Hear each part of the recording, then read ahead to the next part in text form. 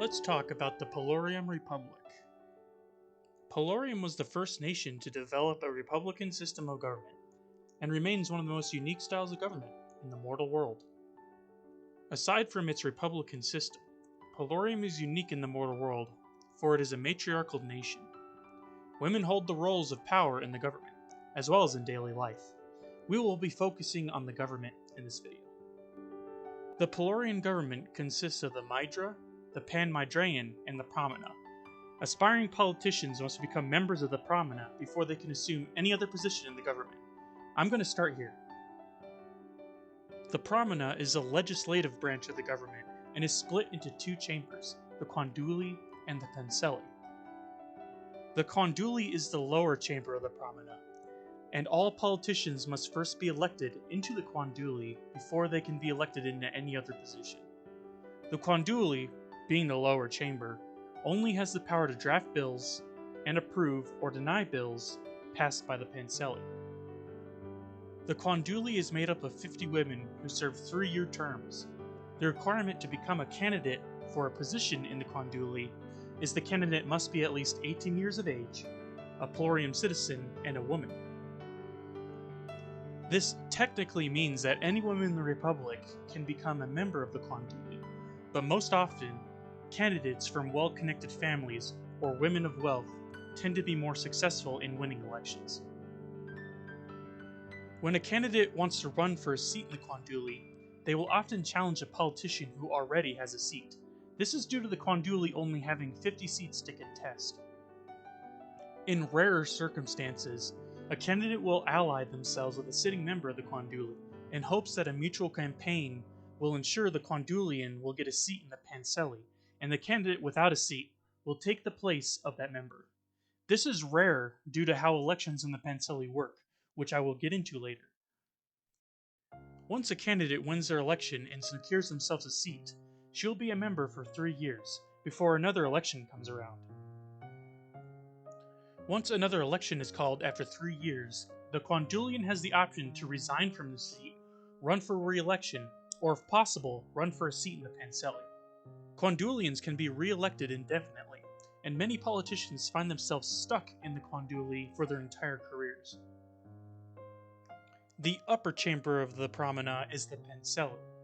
The Penselli, being the upper chamber, has the power to draft bills, declare war, remove a serving Mydra, dictate tax rates, along with several other responsibilities.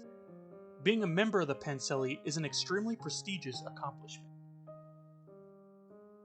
The Penselli is made up of 350 elected women, and the requirement to run for the Penselli is much the same as the requirements for the Conduli.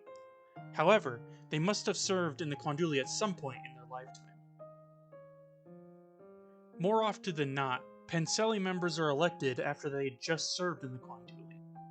But it is not unheard of for candidates who haven't had a seat in the Conduli for years to be elected into the Penselli. Members of the Penselli keep their seats for life, and this creates a bottleneck for candidates wanting to ascend into the Penselli.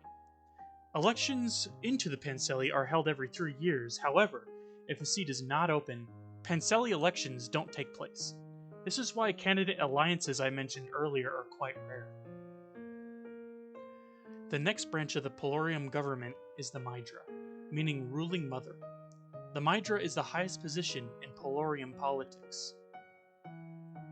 The Mydra is the head of state and has the power to veto bills, and is the head of the Palorian military, with the power to command the armed forces in any way she sees fit. The Mydra is also immune from all laws while she serves. This can have the consequence of being exploited. However, the Mydra commits any illegal actions not approved by the Pramana. Once she is no longer serving in the Mydra, she could be charged for her illegal actions. Requirements to be elected as the Mydra are the same as in the Pramana. However, the age limit to become the Mydra is 35 years old. This was implemented to prevent young and inexperienced politicians from assuming the Mydra position. The Mydra must also be a member of the Penselli. When a member of the Penselli becomes a Mydra, her seat in the Penselli is kept. This makes the Mydra more like a top Pensellian. The Mydra serves for 6 years, which coincides with 2 Pramana election cycles. The sitting Mydra can run for re-election as many times as she wants, and she can assume the position as many times as she can throughout her lifetime. The Palorians pride themselves on their democratic system of government. However, there are branches in the Palorian government where unelected officials serve. One of these branches of the government is called the Pan-Mydrian. The word Mydrian should give you a clue on who serves in this branch. This branch is made up of former Mydra. Members of the Pan-Mydrian are unelected, as former Mydra are automatically members of this branch once they hit the age of 50. The job of the Pan-Mydrian are to scrutinize documents and bills, as well as advise politicians in the Promena, and that's basically it.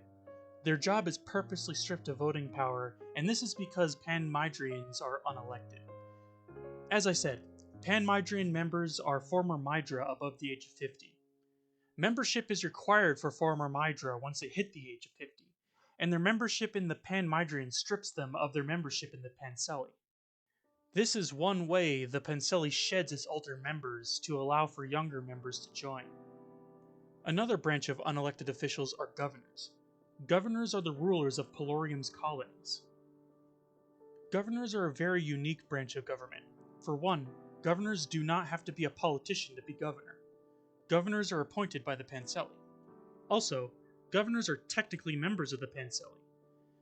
This technicality is pretty large, as they do not take any of the 350 Panseli seats, and they do not have voting power due to being unelected officials. Governors in the Panseli are mainly relegated to administrative duties, helping write documents and bills, and that's it. The main job of the governors are to oversee their respective colonies. Another very unique aspect of governors is that this is the only way Palorian males can be members of the government. Governors often earn their position by being the commander of the force that invaded the territory that would become Palorium's colony. Since the Palorian military is made up of males, high-ranking men often command invasion forces. The last unique aspect of governors is that their position is hereditary. Governors are allowed to choose their successors, and most often, the position goes to one of their children. The position is always up to the will of the Panseli, but more often than not, the Panseli let the governors lead as they please. If a governor acts out of line, however, their position can be stripped. And that is the basic overview of the Palorium government. Thank you for watching.